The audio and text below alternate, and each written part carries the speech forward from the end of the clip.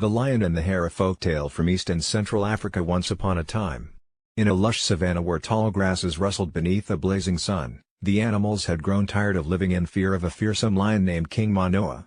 He was massive, with a shaggy mane and roaring voice that echoed across the plains. Convinced of his own greatness, he demanded that every creature bow down whenever he passed. Each day, King Manoa would prowl by the watering holes, chasing away gazelles, zebras, and even smaller predators.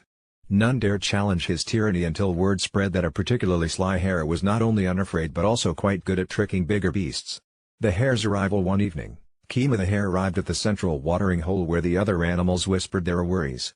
King Manoa roars louder and grows bolder every day. He scares off any creature who tries to drink.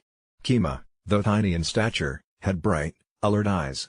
He calmly flicked his long ears and said, "If no one else can stop him, perhaps I can. Fear not, I have a plan." Many of the animals doubted him. Some simply shrugged, thinking, how could a mere hare outwit the strongest lion in the savannah? But Kima remained confident. Confronting the lion at sunrise, Kima bounded through the tall grass to King Manoa's favorite spot by the river. The lion lay there, half asleep, tail swishing away flies. "Who dares disturb me?" King Manoa snarled, baring his impressive fangs. "Only I, Kima the Hare," answered Kima. "I've come to inform you that you are not the mightiest lion in these parts." King Manoa's golden eyes widened. "What nonsense! I am the king of these lands." "So you say," Kima replied, feigning indifference. "But another lion has arrived, mightier than you. He challenges your claim and has taken over a deeper pool in the next valley." The lion stood, muscles tensed. "Lead me to him," he roared, "and I will show him who truly rules here." The deceptive journey. Kima hopped ahead, leading King Manoa through winding paths across the savannah. As noon approached and the sun blazed overhead, they arrived at a deserted clearing with a deep well in its center. The area was quiet, too quiet. "Where is this so-called rival?" King Manoa growled. "I see no one." "He's here," Kima pointed a paw.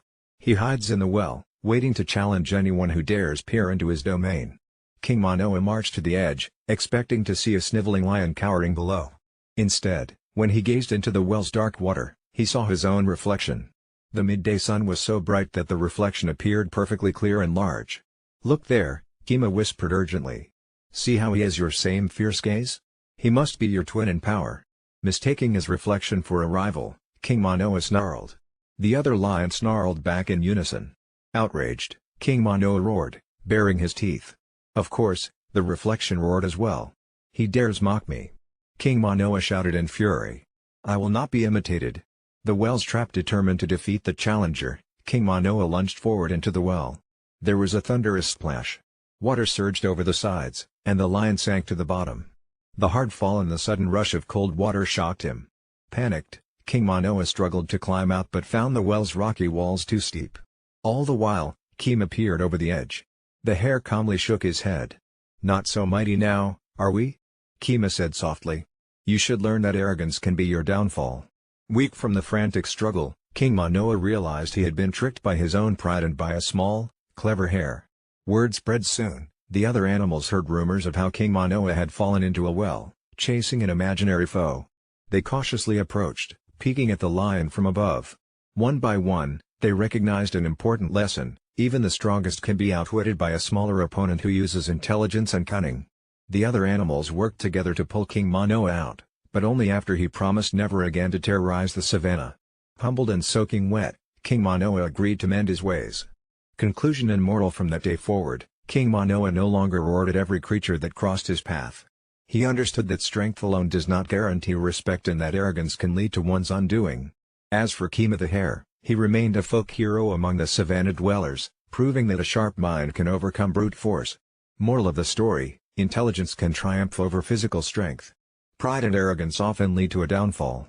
Thank you very much. May the rest of your life be the best of your life.